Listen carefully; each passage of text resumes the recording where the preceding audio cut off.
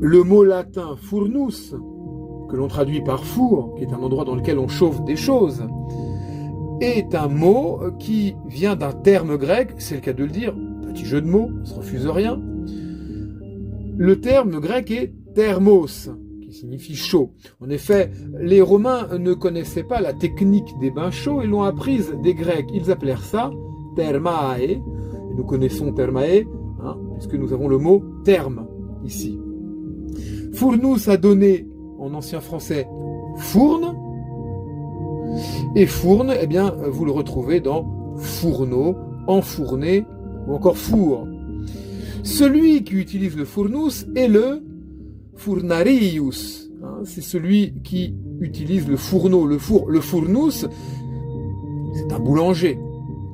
Eh bien, nous le retrouvons, furnarius c'est un mot latin, nous le retrouvons en français, ici, fournier, qui n'existe plus maintenant que en tant que patronyme.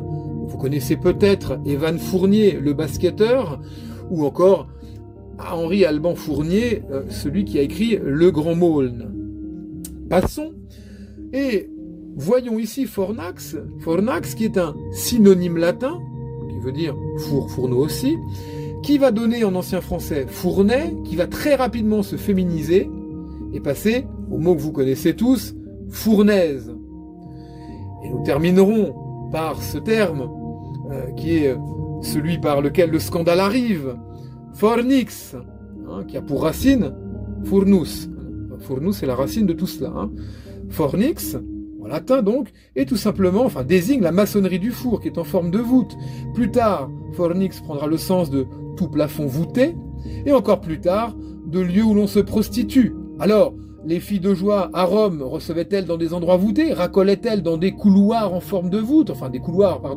Des endroits couverts voûtés? On ne sait pas. Toujours est-il que nous avons fornix qui renvoie à lieu où l'on se prostitue.